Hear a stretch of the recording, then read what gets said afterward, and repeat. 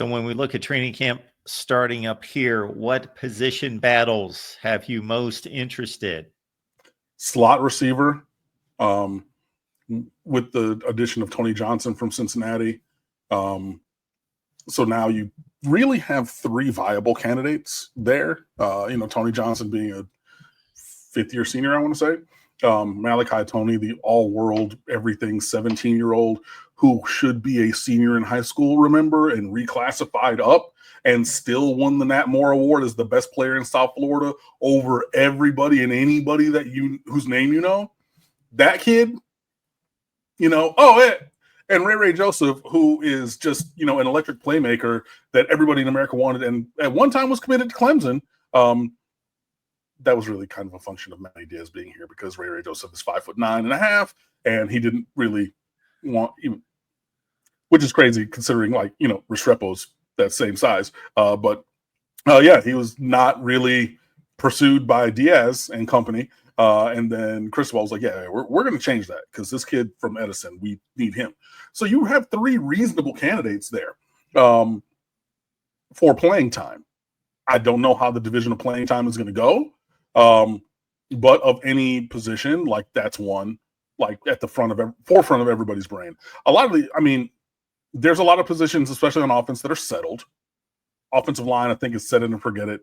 Markel Bell, Matthew McCoy, James Brockermeyer, Anez Cooper, Francis Mawanoa, absent injury.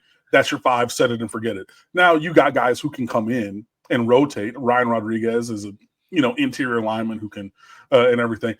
And in the video game, he's rated higher than Matthew McCoy. What in the world? McCoy over, and look, I think that Rodriguez is a fine player, and everything, but nah, give me Matthew McCoy.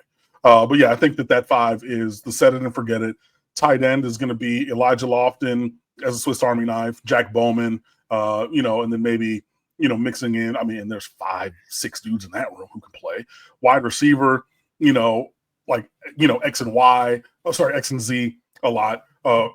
Running, there's a lot of talent there. Running back, there's a lot of talent and everything. So, yeah, man, there's a lot. But on offense, I would say slot receiver is the position that I'm most focused on in terms of a position battle for who's going to play. The other one for me is linebacker. All three. It's really both because you really play 4-2-5 multiple. So you got a safety overhang player, but you're not really playing, it's not going to be Quarterman, Pinckney, and McLeod like it was. You know what I mean? You're not going to, remember, I was not a Miami Hurricanes fan growing up, but the Bermuda Triangle, Darren Smith, Jesse Armstead, and Michael Barrow. Got it. Bang, bang, bang. See? I know my stuff. What's up with it? But it's not going to be all three of those guys at linebacker on the field at the same time. It's going to be two, more likely than not.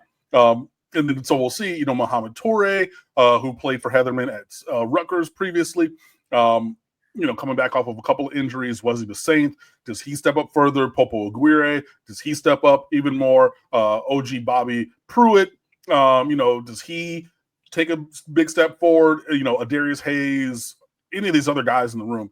So, and I think that there will always be rotation along the defensive line. Always be defensive, rotation there. I'm interested to see how the hierarchy works out. And then just which individuals are the cream of the crop in the secondary. I have my ideas on it, on who I think is going to start there. I just want to see how that goes.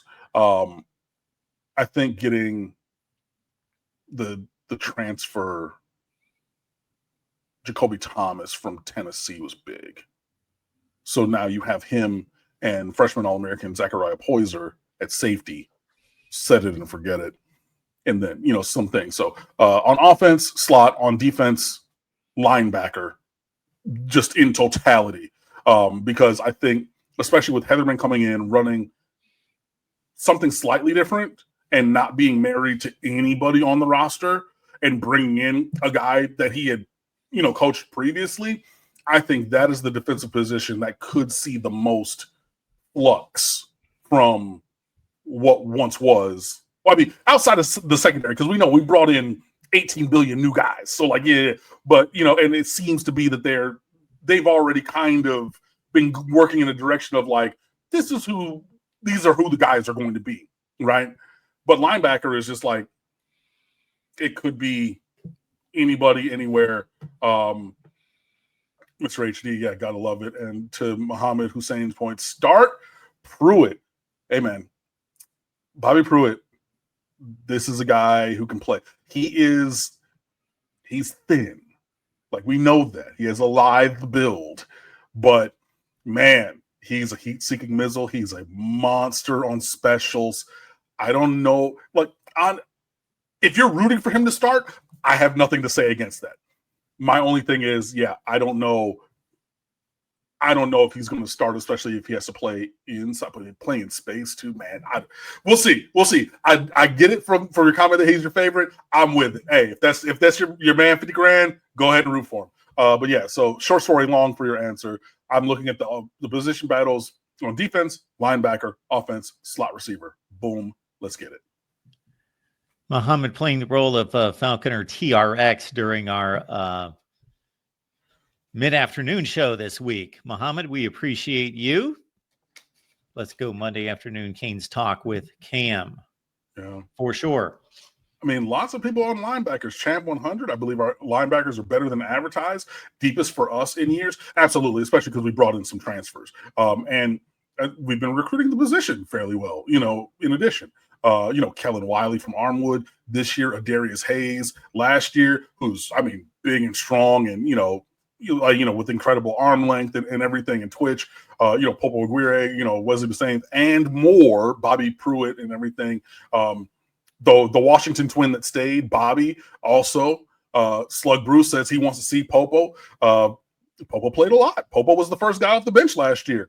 I think it's incumbent upon, hey, if you want to play, show up during practice. Show up and show out. So